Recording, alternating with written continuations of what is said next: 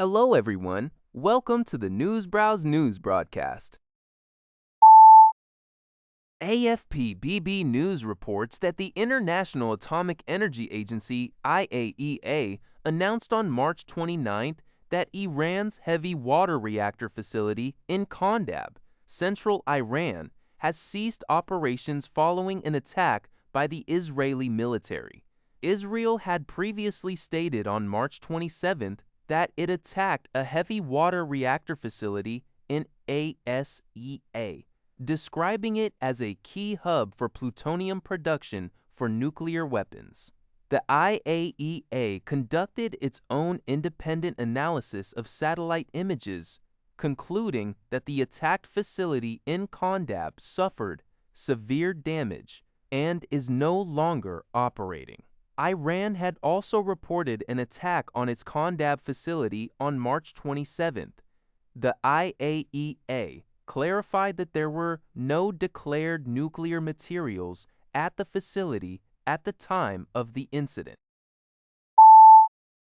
According to the Asahi Shimbun, China's official Xinhua news agency reported on March 30th that Zheng Liwen, chairwoman of Taiwan's largest opposition party, the Kuomintang KMT, is scheduled to visit mainland China in April.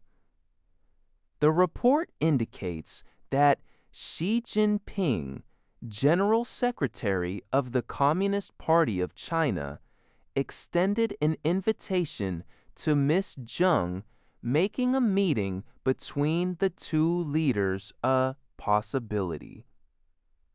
This will be the first visit by a KMT chairman to China in 9.5 years, since 2016.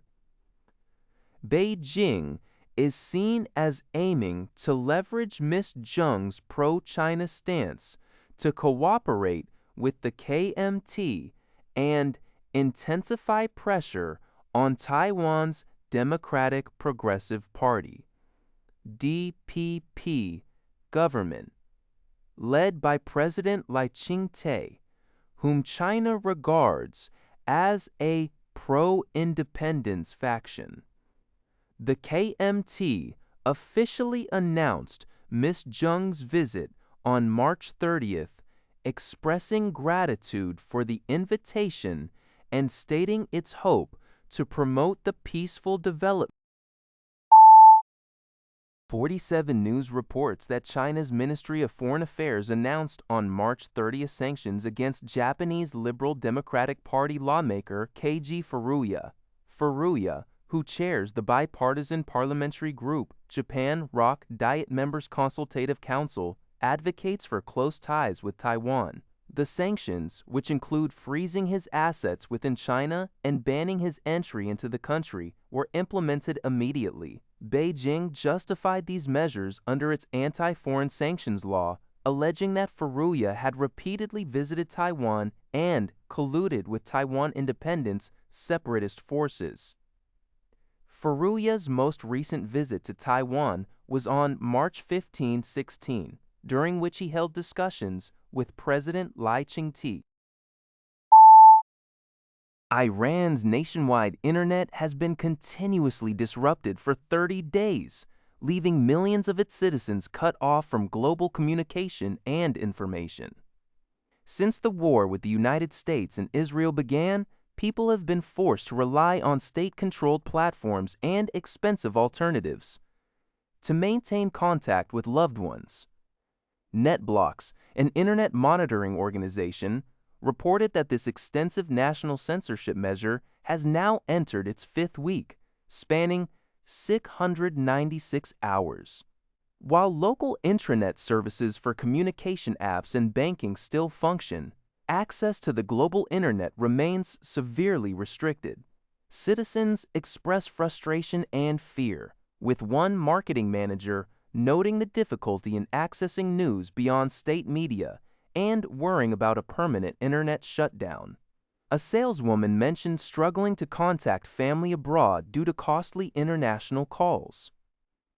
This severe restriction on information access confines users to domestic platforms, offering only a partial view of ongoing events. Iran has a history of internet disruptions during periods of unrest, including protests in January and a 12-day war in June. The current large-scale outage began on February 28th. Economic Daily News. The employment market is undergoing an AI revolution, leading to unprecedented layoffs for traditional white-collar workers. Conversely, blue-collar industries, particularly in construction, are struggling to find talent as older technicians retire. This labor shortage presents significant opportunities for female job seekers. Over the past 2 decades, the number of women working as skilled tradespeople, such as plumbers and carpenters in the United States, has shown double-digit growth. However, their overall representation remains low, with the U.S. Bureau of Labor Statistics projecting female technicians to constitute less than 4% by 2025.